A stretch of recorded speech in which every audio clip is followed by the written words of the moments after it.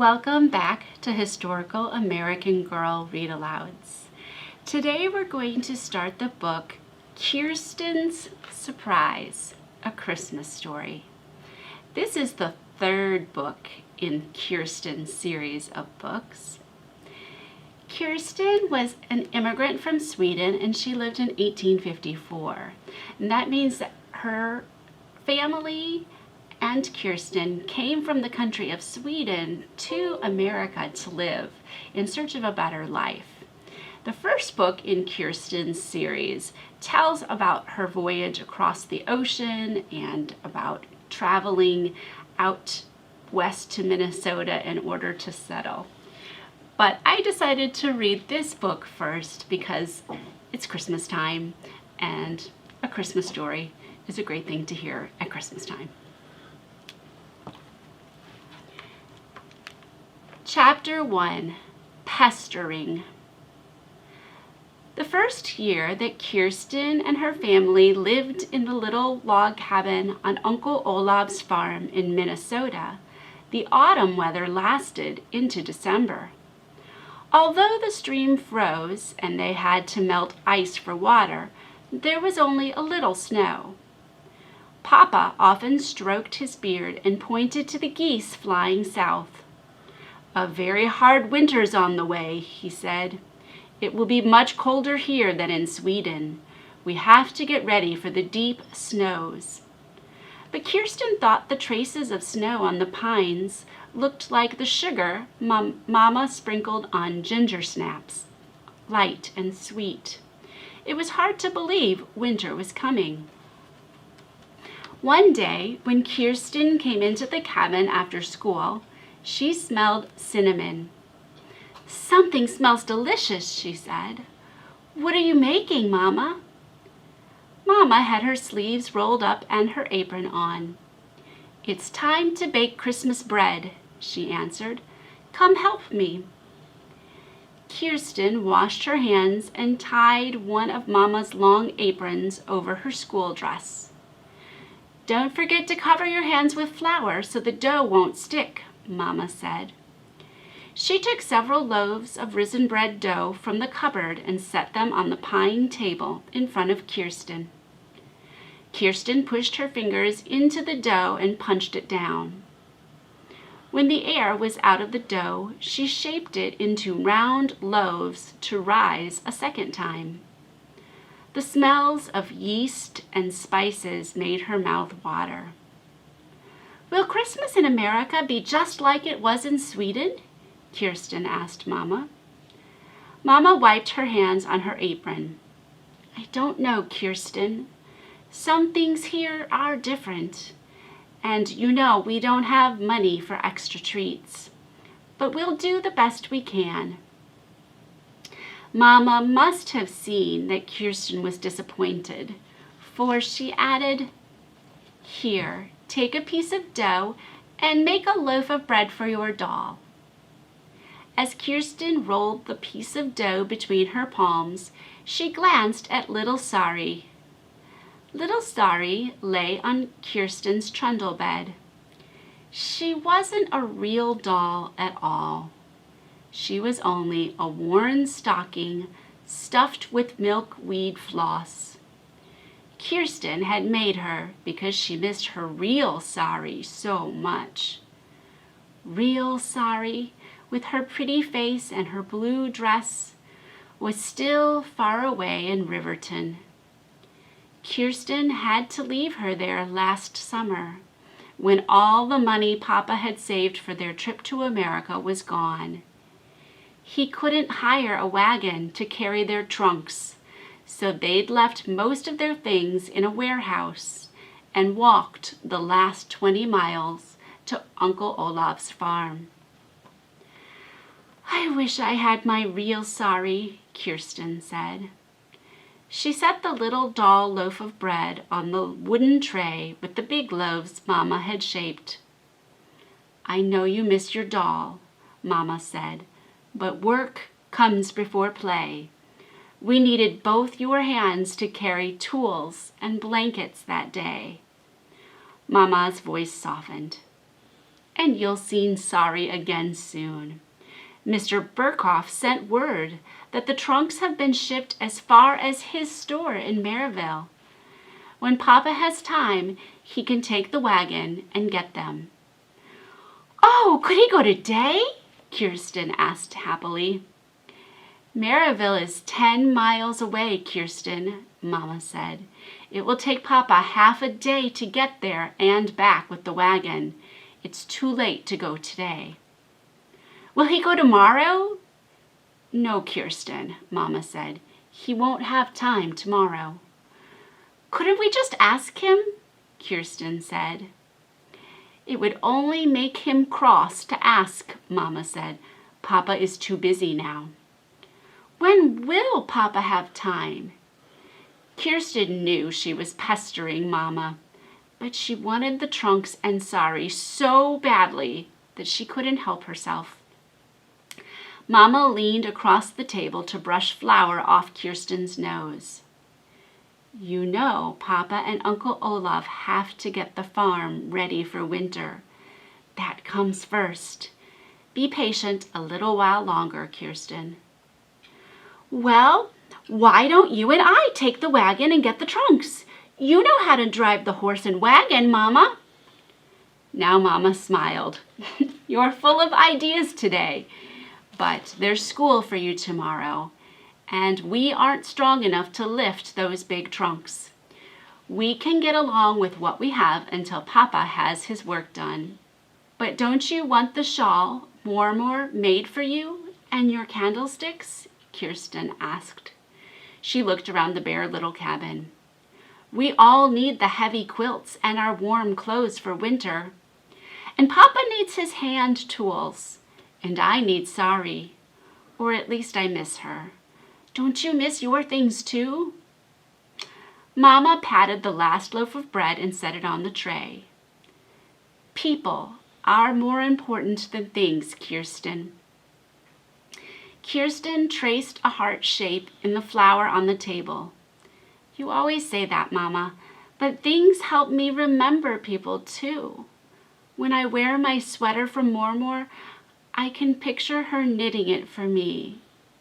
If I could see the Christmas cloths you both wove for the rafters, I'd feel like she was here with us." Mama had the dough tray halfway into the cupboard, but now she stopped and looked closely at Kirsten. Even in the dim cabin, Mama's eyes were as blue as the cloudless sky. "You're a wise girl, Kirsten. Our things can have special meanings for us. They help us remember. I feel just as you do." "You do?" Kirsten asked. Mama nodded. "I often think of the day we finished packing the painted trunk to bring to America. Do you remember that day?" "I remember it was spring and there were buds on the maple tree. Mormor and your friend Mrs. Hanson came early in the morning and stayed all day to help us," Kirsten said. "We were used to working together," Mama said softly. "How carefully Mormor folded our sweaters. And Mrs. Hanson brought dried lavender to put in with our linens so they would smell sweet when we unpacked them here." Mama gazed at the window as though she could see Kirsten's grandmother and Mrs. Hanson right now. "I remember how you all laughed when Peter begged to put his sled into the trunk," Kirsten said. "And how we all cried when we said goodbye," Mama whispered. "We knew we would never see each other again." Kirsten was surprised to see tears in Mama's blue eyes. She didn't know that Mama could get homesick too. "Mama, are you all right?" Kirsten asked. Abruptly, Mama turned and shoved the bread tray into the cupboard. "Of course I'm all right." She poured the coffee into the coffee pail and held it out to Kirsten. "Now take this hot coffee out to the barn for Papa. He forgets to rest and warm himself unless we remind him. Let's get on with our work, Kirsten." Papa stood in the back of the wagon to fork hay into the barn. His cheeks were red from work and from cold. He climbed down and took the coffee pail from Kirsten.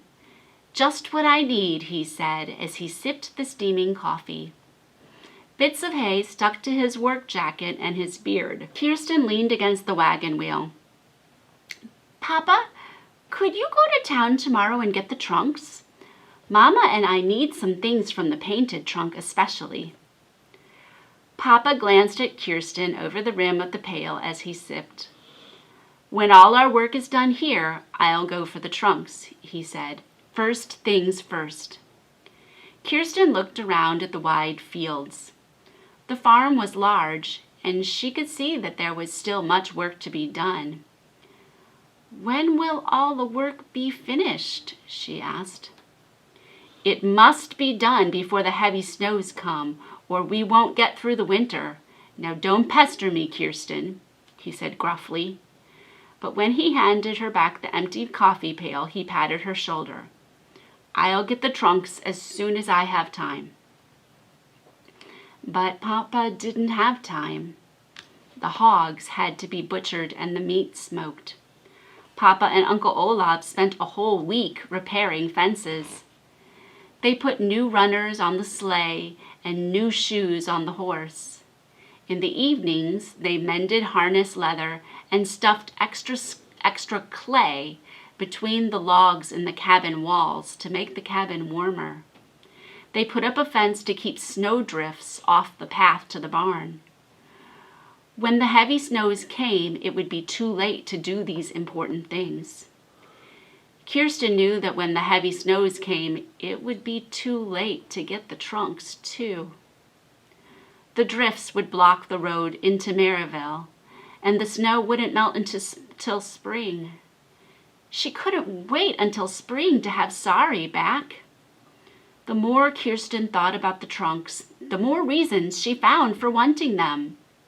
Surely Lars wanted his skates, and Peter wanted his clay whistle. And she thought that unpacking the painted trunk would be like a visit home to Sweden for Mama. Every night when she said her prayers, she prayed that Papa would get the trunks soon. And that's the end of the first chapter. It's hard to imagine that she has only one doll and she can't even have it with her because it was so expensive for them to get to their place in Minnesota. They couldn't take everything with them. They had to just take the essential tools and things that they would need to survive. And her papa has to make sure that they have enough food and their house is warm enough and they can get to the barn for their animals during the winter or they'll die. And that's why he doesn't have time to go and get things that they want just for fun, like a doll or a special blanket. So she made a doll out of an old sock stuffed with something she got in nature, and that's her doll right now. It was a really rough time for pioneers, for immigrants that came over from other countries. But hopefully, her father will be able to get the trunks soon. We heard about her mama getting sad about the memories when they packed up their trunk in Sweden and put in things like their quilt and their sweaters. And that's because Mormor was the name for Grandma. And her mother had to say goodbye to her own mother, knowing that she'd never see her again. There would be no way for the grandma to travel all the way from Sweden to visit them. And so they only had things like quilts to remember them by. This quilt is an official American Girl quilt. And this one is made for Kirsten on her birthday, and they talk about it in her birthday story. At the bottom of the blanket it says, "For Kirsten Larson on her 10th birthday." And quilts were made from all different scraps of material. So material that had been used to make clothing and things like that. They could just take the leftover scraps to use everything they had and make each of those scraps into different squares, tie them all together, and then put an edge and a back on it, and that would make warm blankets. So some of the things in the trunk are the quilts. I have a replica of one type of wagon that was used for pioneers. And this replica shows they would have sat up here in the front and had their feet here. The horses would have been hooked to the front. And they would cover the wagon to try and keep the sun and things, wind and things off of their belongings inside or the people. Now, generally, people didn't travel inside the wagon because it was so bumpy on their wooden wheels that they'd get bumped into all of the belongings that were inside. And if they had stuff hung up like pots and pans, sometimes that would fall down and clonk them. So a lot of times the people would just walk alongside of the covered wagons.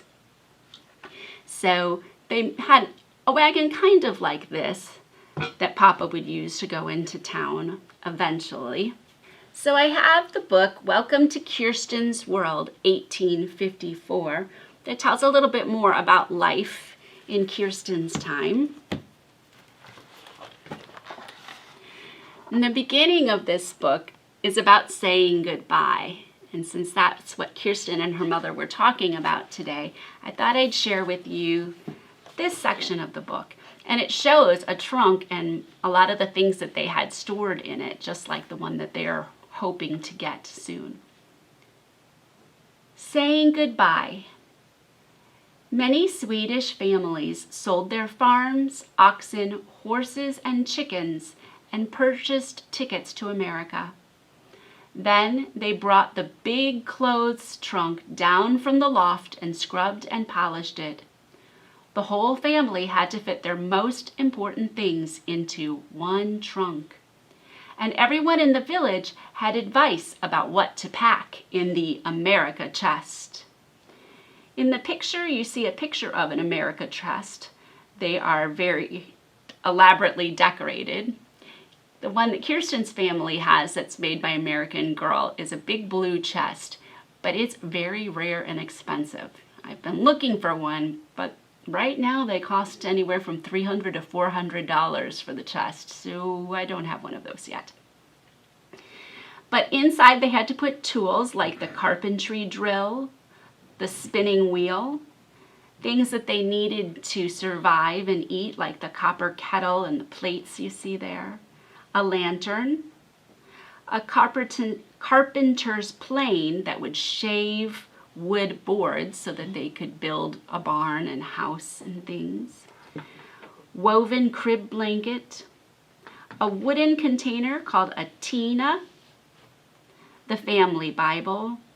You can see some clothing, some shoes. You can see candlestick holders, a book. The picture at the top says, for the long crossing, family members carried food and supplies in knapsacks, bundles, and baskets, like the girls in the picture there. An immigrant girl carried her kitten all the way to America in this basket. So that's a cool looking basket there. You can see there's lots of holes in it for air to get to the kitten. And that doll in the picture there, that's Sari, who we will hopefully see soon in this story. Toys. If a child like Kirsten was lucky, she might have a doll or toy in her bundle to play with during the long trip. A final goodbye. By sunup on the day a family left for America, a flatbed wagon stood waiting at the cottage door. Grandparents hugged their sons and daughters and held the little ones close. All along the rutted dirt road, people heard the sound of the wagon and ran to their doors to wave. They knew someone was leaving for America, and they wanted to bid a last farewell.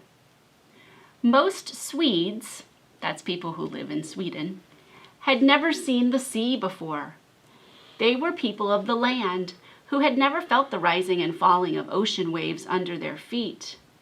Their first steps on board ship were awkward, and they grabbed at the railing, afraid to let go.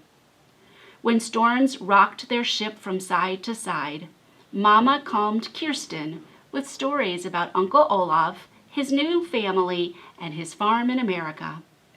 Mama's words swirled in Kirsten's head as she tried to imagine her new home.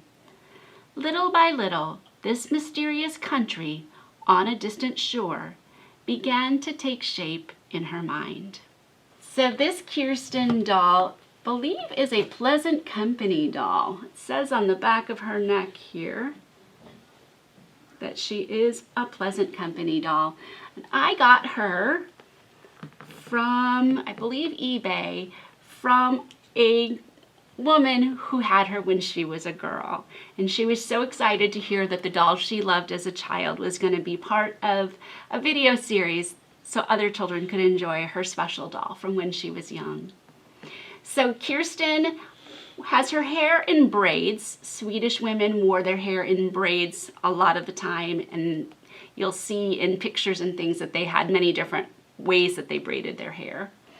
She has on one of these Pioneer hoods with this big brim so it would keep the sun off their face when they walked outside and worked in the fields and kept their skin from getting burned. She has a really pretty blue calico dress with an apron that keeps it clean when she has to do work and things like that.